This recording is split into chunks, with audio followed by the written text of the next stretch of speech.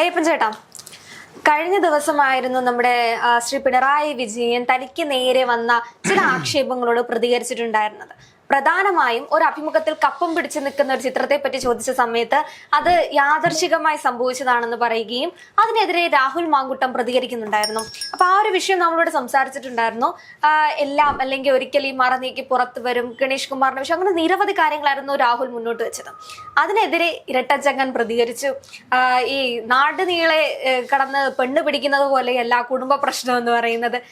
അത് കേട്ടപ്പോഴേ അല്ലെങ്കിൽ ആ ഒരു പ്രസ്താവന മുന്നോട്ട് വന്നപ്പോഴേ തോന്നി എന്തായാലും രാഹുൽ അതിനെ പ്രതികരിക്കുമെന്ന്. ആ ഒരു പ്രതികരണം വന്നിട്ടുണ്ട്. കഴിഞ്ഞ ദിവസമായിരുന്നു ആ ഒരു തന്റെ സാമൂഹ്യ മാധ്യമങ്ങളിൽ അതേ ചിത്രത്തോടു കൂടി തന്നെ പ്രതികരിച്ചിട്ടുണ്ടായിരുന്നത്.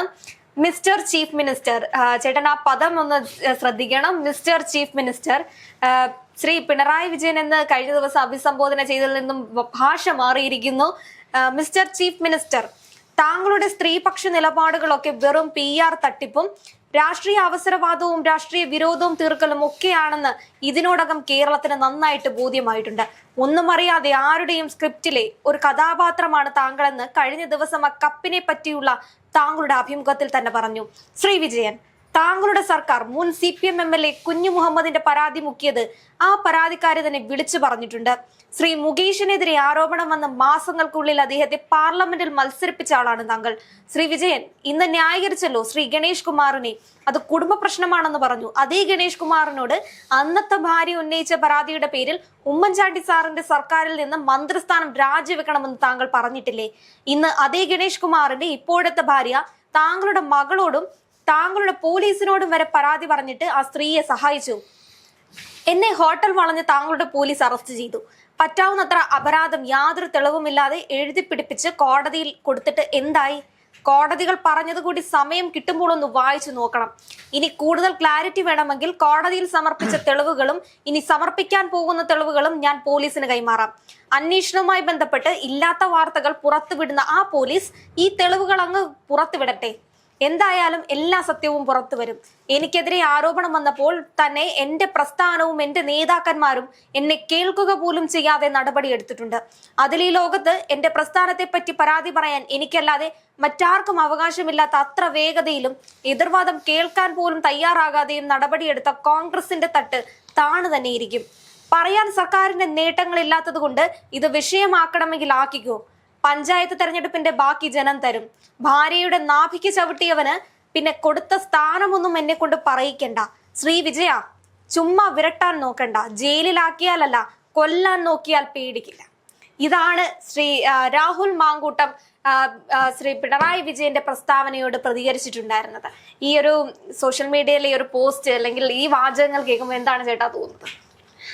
നമ്മുടെ മുഖ്യമന്ത്രിക്ക് സമയം വളരെ മോശമാണെന്ന് തോന്നുന്നു. അദ്ദേഹം ഈ കഴിഞ്ഞ ദിവസങ്ങളിലൊക്കെ സംസാരിച്ച അദ്ദേഹത്തിൻ്റെ എത്ര PR വർക്ക് ചെയ്തിട്ടും എത്ര തന്നെ അദ്ദേഹത്തിനെ ട്രെയിൻ ചെയ്തിട്ടും അദ്ദേഹത്തിൻ്റെ ഉള്ളിലുള്ള നമ്മളിപ്പോൾ ചില വ്യക്തികളെ എത്ര തന്നെ മാറാൻ ശ്രമിച്ചാലും മാറാൻ കഴിയില്ല. അവരുടെ ഉള്ളിൻ്റെ ഉള്ളിൽ ഒരു നേച്ചർ അവർക്കാണ്, ഒരു എന്താ പറയുക, അവരുടെ തന്നെ ഒരു സ്വഭാവം കാണും.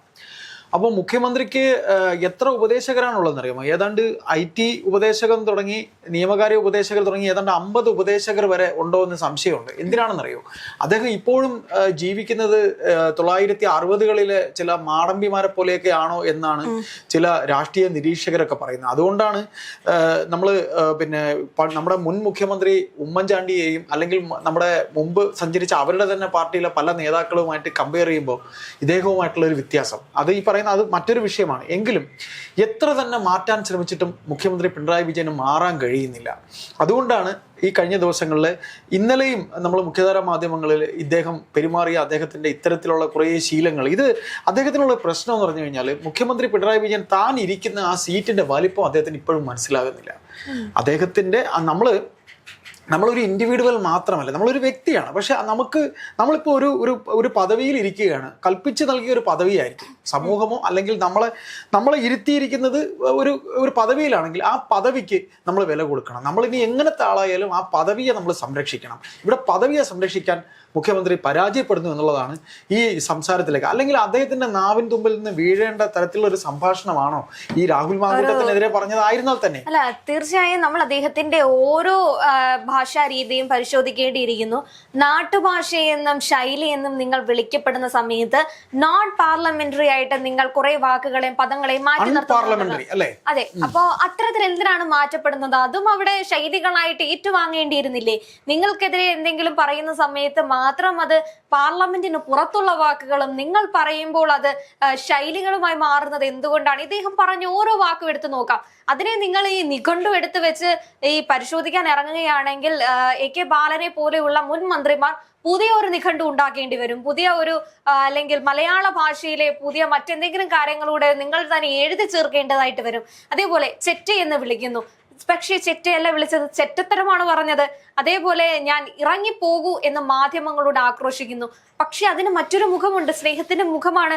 ഞാനിപ്പോൾ മീറ്റിങ്ങിന് പോവല്ലേ, അപ്പൊ നിങ്ങളൊന്ന് മാറി നിൽക്കൂ. അതാണ് ആ കടക്കുപുറത്തിന്റെ യഥാർത്ഥ അർത്ഥം. കർക്കശക്കാരനല്ല, എനിക്ക് സൗമ്യനായ ഒരു കുഞ്ഞിന്റെ അല്ലെങ്കിൽ അത് ആ ഒരു മനസ്സാണ് ഉള്ളിലുള്ളതെന്ന് അഭിമുഖത്തിലൂടെ 11ഉം 20 ലക്ഷവും ഒക്കെ എറിഞ്ഞുകൊണ്ട് സെലിബ്രിറ്റികളെ മുൻനിർത്തിക്കൊണ്ട് പറയുന്നു ഇതാണെന്ന്. ഈ മാധ്യമങ്ങളോട് കടക്കുപുറത്തെന്ന് പറയുന്ന ആള് മറ്റുള്ള ചില ആൾക്കാരോട് കേറി വാടാ മക്കളെ എന്ന് പറയുന്നു. ഇരട്ട നീതി ഇതാണ്. ഇരട്ട ചങ്കരൻ എന്നല്ല ഇദ്ദേഹത്തെ വിളിക്കേണ്ടത്, ഇരട്ടത്താപ്പിന്റെ രാജകുമാരൻ എന്ന് വേണം നമുക്ക് ഇദ്ദേഹത്തെ വിളിക്കാൻ. അതിന്റെ അപ്പുറത്തേക്കും ശ്രീ രാഹുൽ മാങ്കൂട്ടം പറഞ്ഞു, രാഹുൽ മാങ്കൂട്ടത്തിനെ സപ്പോർട്ട് ചെയ്യുകയോ അല്ലെങ്കിൽ അയാളുടെ കേസുകൾ അല്ലെങ്കിൽ അതിൽ പറഞ്ഞിട്ടുള്ള വിക്ടിമുകളെ അതിജീവിതമാരെ അധിക്ഷേപിക്കുകയല്ല ചെയ്യുന്നത്. പക്ഷെ ചൂണ്ടിക്കാണിക്കുന്ന കുറെ അധികം വിഷയങ്ങളുണ്ട്, അത് നമുക്ക് പറയാതിരിക്കാൻ പറ്റില്ല. എല്ലാ അതിജീവിതമാരും ഒരേപോലെയല്ലേ ചേട്ടാ? എല്ലാവരും അനുഭവിക്കുന്നത് ഒരേ വേദന തന്നെയാണ്. എന്റെ മുന്നിൽ കാണുന്ന ഓരോ സ്ത്രീയുടെ വേദനയും എനിക്ക് ഒന്നായിട്ടേ കാണാൻ പറ്റുള്ളൂ. അല്ലാതെ ഞാൻ ജീവിക്കുന്ന പക്ഷത്തിൽപ്പെടുന്ന സ്ത്രീക്ക് പ്രത്യേക വേദനയും എന്റെ പക്ഷമല്ലാത്ത എന്റെ നിലപാടുകളല്ലാത്ത എന്റെ രാഷ്ട്രീയമല്ലാത്ത സ്ത്രീകൾക്ക് മറ്റൊരു വേദനയൊന്നും അങ്ങനെ എനിക്ക് കണക്കാക്കാൻ പറ്റില്ല. അങ്ങനെ കണക്കാക്കണമെന്നുണ്ടെങ്കിൽ നിങ്ങൾ പ്രതിപക്ഷത്തിരിക്കുന്ന ആളോ അല്ലെങ്കിൽ മറ്റേതെങ്കിലും സ്ഥാനത്തിരിക്കുന്ന ആളോ ആയിരിക്കണം. കാരണം നിങ്ങൾ കേരള സംസ്ഥാനത്തിന്റെ മുഖ്യമന്ത്രിയാണ്. ആ ഒരു സ്ഥാനം അലങ്കരിക്കുന്ന സമയത്ത് നിങ്ങളുടെ മുന്നിൽ വരുന്ന ഓരോ ജനങ്ങളെയും ജാതി മത ഭേദമന്യേ രാഷ്ട്രീയ ഭേദമന്യേ നിങ്ങൾക്ക് സഹായിക്കാൻ പറ്റണം. അതാണ് ഒരു ജനപ്രതിനിധി ചെയ്യേണ്ടത്. ആ ഉത്തരവാദിത്തത്തിൽ ആ കർത്തവ്യത്തിൽ ശ്രീ പിണറായി വിജയൻ തോറ്റുപോയി. അതിന്റെ ഉദാഹരണമാണ് ഈ മാങ്കൂട്ടം തുറന്നു കാണിക്കുന്ന ഇത്രയും പേരുകൾ. കുഞ്ഞു മുഹമ്മദിന്റെ പേര് പറയുന്നു. എന്തിനായിരുന്നു ആ പരാതി മുക്കിയത്? അത് ശ്രീ പിണറായി വിജയൻ ഉത്തരം തരേണ്ട ഒരു വിഷയമാണ്. അതേപോലെ ശ്രീ മുകേഷിനെതിരെ ആരോപണം വന്ന സമയത്ത് ഒരു ആരോപണമൊന്നും അല്ല വന്നത്. ഇതിനു മുൻപ് അദ്ദേഹത്തിന്റെ അതും കുടുംബ വിഷയമായിട്ടാണ് പറയുന്നത്. ഓക്കെ, നമുക്ക് കുടുംബ കാര്യങ്ങളൊന്നും സംസാരിക്കേണ്ട, ഗണേഷ് കുമാറിന്റെ കുടുംബ വിഷയമാണല്ലോ. അപ്പൊ അത്തരത്തിൽ കുടുംബ വിഷയം സംസാരിക്കേണ്ടെന്ന് പറഞ്ഞതുകൊണ്ട് മുകേഷിന്റെ കുടുംബകാര്യം നമ്മൾ സംസാരിക്കുന്നില്ല. പക്ഷേ പൊതു മധ്യത്തിൽ നിന്ന് ഒരുപാട് സ്ത്രീകൾ ഇദ്ദേഹത്തിനെതിരെ അത്തരത്തിലുള്ള പരാതികൾ മുന്നോട്ട് വരുന്നു. അതേപോലെ ബാക്കിയുള്ള കാര്യങ്ങൾ നമ്മൾ പറയുന്നില്ല. ഇദ്ദേഹത്തിന് ആക്രോശിക്കുന്നതും തെറി പറയുന്നതും ഒക്കെ പാതിരാത്രിയൊക്കെ ഒരാളെ വിളിച്ചു കഴിഞ്ഞാൽ അങ്ങനെയൊക്കെ പൊട്ടിത്തെറിക്കാം. അതിന്റെ അപ്പുറത്തേക്ക് മുകേഷിന്റെ കാര്യം പറയുന്നു. ശ്രീ ഗണേഷ് കുമാറിന് എന്തിനാണ് നിങ്ങൾ ഇരട്ട നീതി കാണിക്കുന്നത്? നിങ്ങളുടെ രാഷ്ട്രീയത്തിന് എതിർപക്ഷം നിന്ന സമയത്ത് മന്ത്രിസ്ഥാനം രാജിവെക്കണം. അന്നും കുടുംബ പ്രശ്നമായിരുന്നു. മുൻ ഭാര്യയുടെ കേസ് നമുക്കറിയാം. ഈ ഗാർഹിക പീഡനവുമായി ബന്ധപ്പെട്ട് മാധ്യമങ്ങളിൽ ഇപ്പോഴും ആ വിഷ്വൽസ് കിടപ്പുണ്ട്. ആ വിഷ്വൽസിന്റെ അടിസ്ഥാനത്തിൽ നമുക്കറിയാം അന്ന് ശ്രീ പിണറായി വിജയൻ സ്വീകരിച്ച നിലപാടെന്ന് പറയുന്നത് മന്ത്രിസ്ഥാനം രാജിവെക്കണമെന്ന് പറഞ്ഞു. എന്നിട്ട് ഇപ്പോൾ എന്താണ് പറയുന്നത്? കുടുംബകാര്യമാണ്. നാട്ടിലിറങ്ങി പെണ്ണിനെ പിടിച്ചിട്ടില്ല എന്ന് പറയുന്നു. നാട്ടിലെ ബാക്കി ഞാൻ ഇതിനു മുൻപ് ഗണേഷ് കുമാറിന്റെ വിഷയം നമ്മൾ ചർച്ച ചെയ്തപ്പോൾ പറഞ്ഞ പോലെ ഗണേഷ് കുമാറിന്റെ പുറത്തുനിന്നുള്ള സ്ത്രീകളുടെ പരാതി കിട്ടിയിട്ടില്ല. അതുകൊണ്ടായിരിക്കാം ഇരട്ടച്ചങ്കൻ അതിന് പ്രതികരിക്കാതിരിക്കുന്നത്. ഇങ്ങനെ ഓരോ നിലപാട്, വ്യത്യസ്ത നിലപാട്. ഒരേയാൾക്ക് ഗണേഷ് കുമാറിന് തന്നെ ഇരട്ട നീതി പറയുന്നു. കോൺഗ്രസിലായിരുന്നപ്പോൾ ആ നീതി, തന്റെ തട്ടകത്തിലേക്ക് വന്നപ്പോൾ ഈ നീതി. ഇത് എന്ത് നിലപാടാണ് ശ്രീ പിണറായി വിജയൻ എന്ന് ചോദിക്കേണ്ടിയിരിക്കുന്നു. ഈ ചോദ്യങ്ങൾക്കൊക്കെ ഉത്തരം നൽകണം. പിന്നെ ബാക്കി ഇദ്ദേഹത്തിന്റെ പേഴ്സണൽ ആയിട്ടുള്ള കാര്യങ്ങളാണ് പറയുന്നത്. അതിലേക്ക് നമുക്ക് കടന്നു പോകേണ്ട കാര്യമില്ല.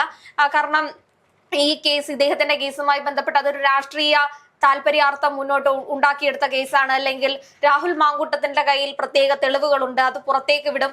പിന്നെ ശ്രീ പിണറായി വിജയന്റെ പോലീസ് ആയതുകൊണ്ട് തന്നെ അടിച്ചമർത്താൻ വേണ്ടി പല കാര്യങ്ങളും മാധ്യമങ്ങൾക്ക് ചോർത്തി കൊടുത്തതാണ്. ഇത്തരത്തിലുള്ള കുറെ വാക്യങ്ങളാണ് പിന്നീട് എഴുതിയിരിക്കുന്നത്. അതിന്റെയൊക്കെ യാഥാസ്ഥിക അവസ്ഥയിലേക്ക് നമുക്ക് പോകാൻ സാധിക്കില്ല. കാരണം അത് രാഹുലിന്റെ മാത്രം പക്ഷമാണ്. നമുക്ക് ഒരു പക്ഷത്തിൽ നിന്ന് സംസാരിക്കാൻ പറ്റില്ല. പിന്നീട് പറഞ്ഞിട്ടുള്ള അവസാന പേര് ഭാര്യയുടെ നാഭിക്ക് ചവിട്ടിയവന് പിന്നെ കൊടുത്ത സ്ഥാനമൊന്നും എന്നെ കൊണ്ട് പറയിക്കണ്ട. ഇത് ജനങ്ങളാണ് ചോദിക്കേണ്ടത്.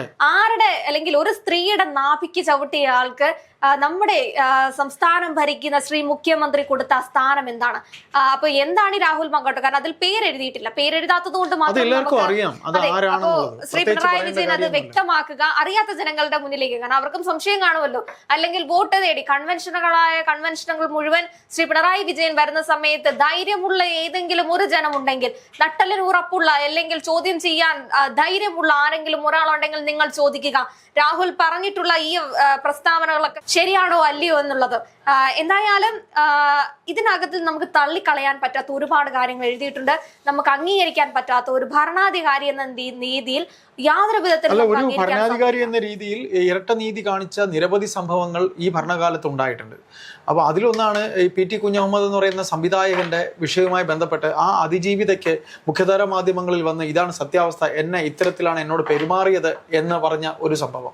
അത് കഴിഞ്ഞിട്ട് ഇരട്ട നീതിയുടെ നിരവധി ഉദാഹരണങ്ങൾ നമുക്ക് പറയാൻ കഴിയും. പേരൂർക്കടയിലെ ഒരു വീട്ടുജോലിക്കാരിയെ മാല മോഷ്ടിച്ചു എന്ന് പറഞ്ഞുകൊണ്ടുണ്ടായ ഒരു വിഷയവുമായി ബന്ധപ്പെട്ട് പോലീസ് അവരോട് പെരുമാറിയത്. പിന്നീട് പിന്നെ ബോബി ചെമ്മണ്ണൂരിന്റെ വിഷയം, ആ നടിയുമായി ചേർന്നുണ്ടായ വിഷയം. ഇങ്ങനെ നിരവധി കാര്യങ്ങൾ. കാര്യം ഇവരെ സംബന്ധിച്ച്, അല്ലെങ്കിൽ നമ്മൾ ഈ പറയുന്ന ഇദ്ദേഹത്തിന്റെ പ്രസ്താവനകളെ സംബന്ധിച്ച് അവരുടെ രാഷ്ട്രീയ പാർട്ടിയുമായി ബന്ധപ്പെട്ട് വരുന്ന ഒരു വിഷയമാണ്. അവരുടെ പക്ഷത്ത് നിൽക്കുന്ന ആളാണ് എന്ന് കണ്ടാൽ അവർക്കൊരു നീതിയും മറ്റുള്ളവർക്ക് മറിച്ചൊരു നീതിയും. ഇവിടെ രാഹുൽ മാങ്കൂട്ടം എന്ന് പറയുന്ന യുവ നേതാവ് പൊങ്ങി ഒരു അത്രയും അഗ്രസീവായിട്ട് കാര്യങ്ങൾ സംസാരിക്കുന്ന ഒരു നേതാവ്, അദ്ദേഹത്തിന് എന്ന് മിസ്റ്റർ പിണറായി വിജയൻ എന്ന് സംബോധന ചെയ്തോ അന്ന് മുതൽ അദ്ദേഹം അങ്ങനെ നോട്ട് ചെയ്തതാണ്. അതായത് പ്രായം, അദ്ദേഹം ചിന്തിക്കേണ്ടത് ഈ ഒരു വൈര്യനിര്യാതന ബുദ്ധി എന്ന് പറയുന്നത് അദ്ദേഹത്തിൻ്റെ ബോഡി ലാംഗ്വേജിൽ ഇങ്ങനെ അലിഞ്ഞു ചേർന്ന കാര്യം. ഒരാളോട് അത് അത്ര കണ്ട് ശരിയല്ല. ഈ മോഹൻലാൽ തന്നെ സിനിമയിലൊക്കെ ചില ഡയലോഗുകൾ പറയില്ല, വയസ്സുകാലത്തും ഇത്തരത്തിലുള്ള ആ ഒരു സ്വഭാവം കൊണ്ട് നടക്കരുത് എന്നൊക്കെ ഒരു ഡയലോഗ് മോഹൻലാൽ പറഞ്ഞു പോകുന്ന ഒരു സിനിമയുണ്ട്. അതായത് നമ്മൾ ഈ വൈര്യനിര്യാതന ബുദ്ധി എന്ന് പറയുന്നത് നമ്മൾ ഒരു പ്രായം കഴിയുമ്പോൾ അതൊക്കെ നമ്മൾ മാറേണ്ടതാണ്.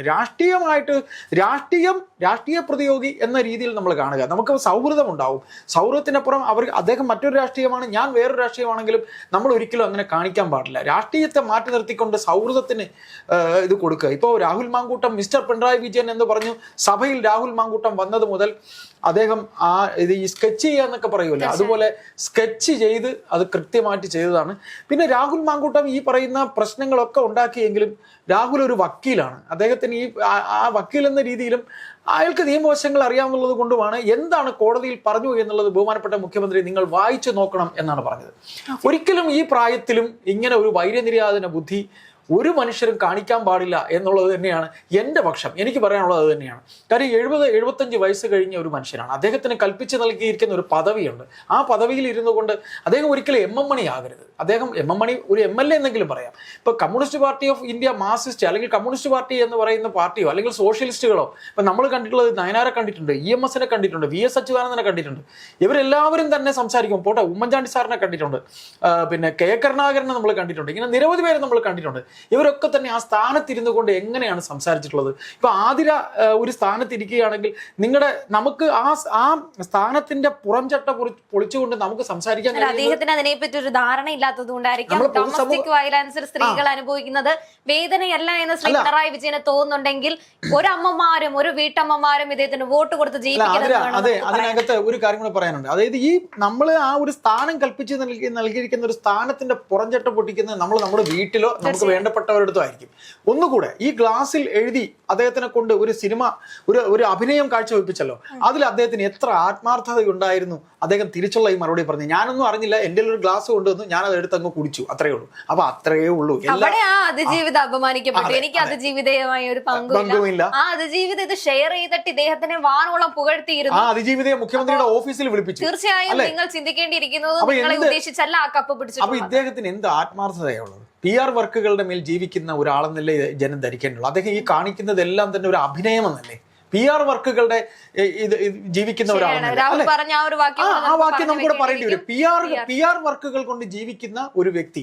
പിന്നെ ഒന്നുകൂടെ ഇതില് അദ്ദേഹം ഇറങ്ങിപ്പോ കടക്ക് പുറത്ത് എന്ന് മാധ്യമപ്രവർത്തകരോട് പറയുമ്പോ തൊട്ടടുത്ത് കോടിയേരി ബാലകൃഷ്ണൻ നിൽക്കുന്നുണ്ട്. നമുക്ക് ആ ഒരു സെക്ഷൻ പ്രത്യേകം എടുക്കാൻ ചേട്ടാ. കാരണം മുഖ്യമന്ത്രിയുടെ തന്നെ നീണ്ട 10 വർഷത്തെ അദ്ദേഹം രോക്ഷമായി കോടിയേരി ബാലകൃഷ്ണന്റെ മുഖം നമ്മളൊന്ന് ശ്രദ്ധിക്കണം. കോടിയേരി ബാലകൃഷ്ണൻ ആകെ ഒരു അദ്ദേഹത്തില് ഈ ഇറങ്ങിപ്പോയ ഫോട്ടോഗ്രാഫർമാരോ അല്ലെങ്കിൽ മാധ്യമപ്രവർത്തകരോ അല്ല. കോടിയേരി ബാലകൃഷ്ണൻ നിന്ന് നീറുകയാണ്. അദ്ദേഹം ഇങ്ങനെ അയ്യോ എന്താ ഇദ്ദേഹം കാണിക്കുന്നത് എന്ന് പറയുന്നുണ്ട്. അതിലെ ഈ വന്ന് നിൽക്കുന്ന ചോദ്യങ്ങൾ ചോദിക്കുന്ന ഫോർത്ത് എസ്റ്റേറ്റ് എന്ന് പറയുന്നത് എല്ലാവർക്കും വന്ന് മുഖ്യമന്ത്രിയോട് ചോദിക്കാൻ കഴിയില്ലല്ലോ. ഈ സമൂഹത്തിന് വേണ്ടിയാണ് മാധ്യമങ്ങൾ ചോദിക്കുന്നതെന്ന് മനസ്സിലാക്കാനുള്ള ഒരു കോമൺ സെൻസ് ഇദ്ദേഹത്തിന് ഇല്ലല്ലോ എന്നുള്ളതാണ് കാര്യം.